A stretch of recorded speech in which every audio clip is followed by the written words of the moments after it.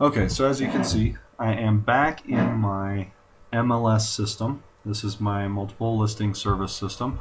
I'm on my home page. I'm going to go ahead and do a search, and we're going to come up with the property values for the house on Villa Verde, and see if this is a house that we want to put in an offer on. So I'm going to look for active. I'm going to look for pending, which means that there are houses under contract, and I'm going to look for all of my closed listings going back in the last 6 months. I want to know what houses have sold in the last 6 months.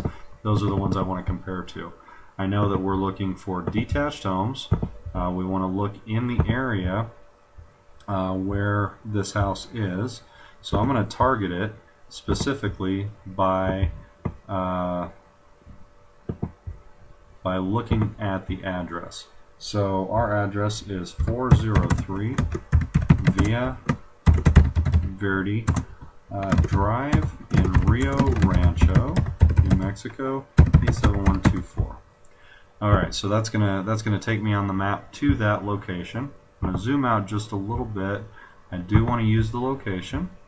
I'm not going to do a radius search because that'll take me into Corrales, and the houses in Corrales are not comparable to this house. So the houses I want to look at, I'm going to do a polygon search from right here, and I want to get the homes that were all built by the same people at about the same time, and they're all very similar in nature. Those are going to be my comps.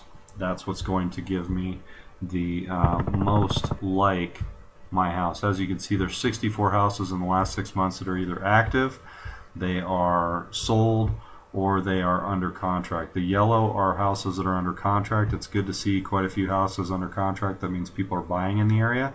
The blue houses are the ones that have sold in the last 6 months, and the green houses are all active and under contract. So the next thing I want to do is look at 3 bedrooms.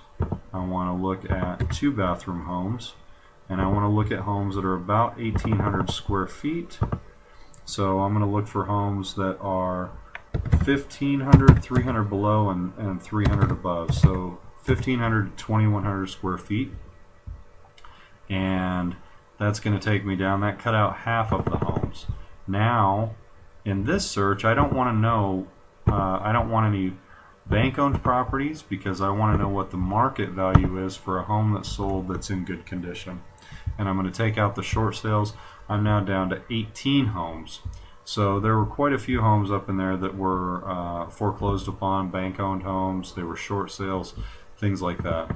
So that helps me narrow down my search. Now I've got 18 homes. That's a good sampling to give me an idea for my list. Now in this case, I'm going to go ahead and select all my homes, and then I'm going to come up, and I'm not going to go through a lot of detail on these, but I do want to know Rincon de Ramos is my lowest price home, it looks like, $79 a square foot, and then I have 109, 101, 103, 132, 119.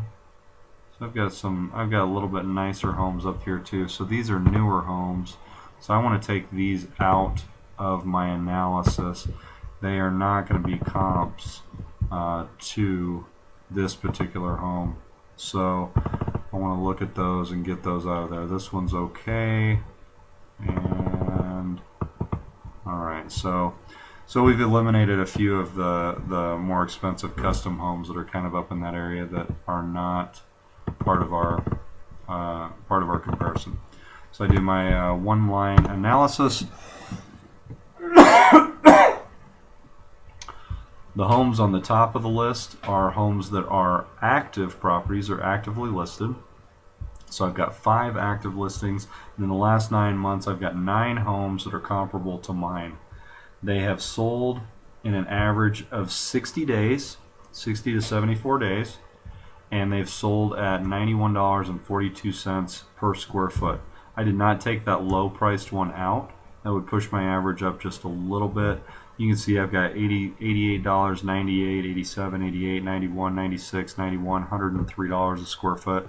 So at 169, I'm in the mix. It may actually be 159,000. So we'd really have to be careful on our. We'd have to be really careful about our analysis, but we're not that far off because all of these houses are under 1,800 square feet.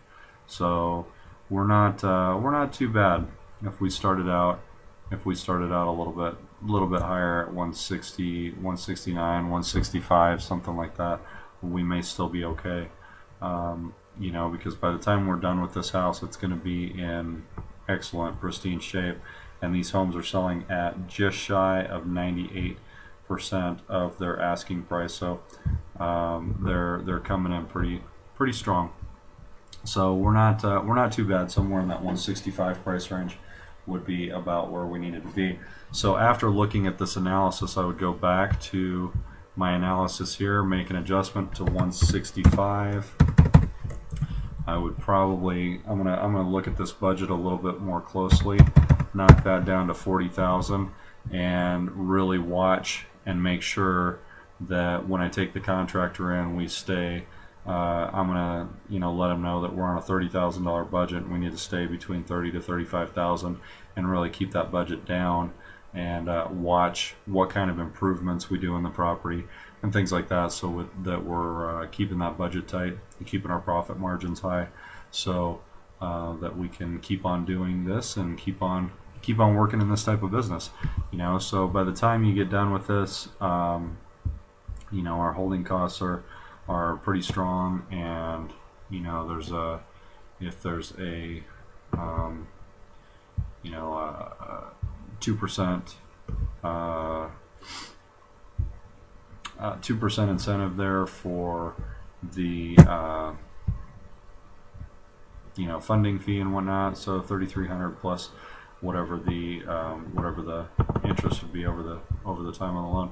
That gives you an idea of how we go about looking at the values and determining, and then going back to our analysis to adjust some of those numbers just a little bit to see where we need to be. So from there, the next step is going out to visiting the property, checking out the neighborhood. I'm very familiar with this neighborhood, so I'm not as concerned about the neighborhood, but we would go ahead and look at the property, possibly take a contractor out there with us if we think we've got time, and we would go ahead and submit an offer on this particular home. Like I said, I would probably start out with an offer at about 75,000, and I would expect the bank would probably come back. We may settle in somewhere around 80, and that drops our potential profit down to about 24/7, and of course that can get squeezed like an accordion. It could go either direction depending on the repairs and the negotiations on the sales or on the offer. So a couple things can happen either direction, and next thing you know, that 24,000 could be down to 10, and so not as much profit in it. But definitely I try to take a conservative approach when looking at these, and give myself plenty of cushion to make sure that we're not getting squeezed and tightening up the rein too much to where there's not room for negotiations on the price and errors in our repair calculations. So that's the basic analysis. The next step I would do just before making an offer is go out and visit the property and make sure that it's one. I'll run this analysis on. I'll look at 60, 70 houses. I'll run this analysis on about 10, and maybe go out and visit 2 or 3 before I make an offer. And so just real careful and selective about what I'm going after, and making sure that we're not putting ourselves in a bad situation. So I hope that's helpful, and I look forward to seeing you guys, talking to you a little bit more about all this. Thanks.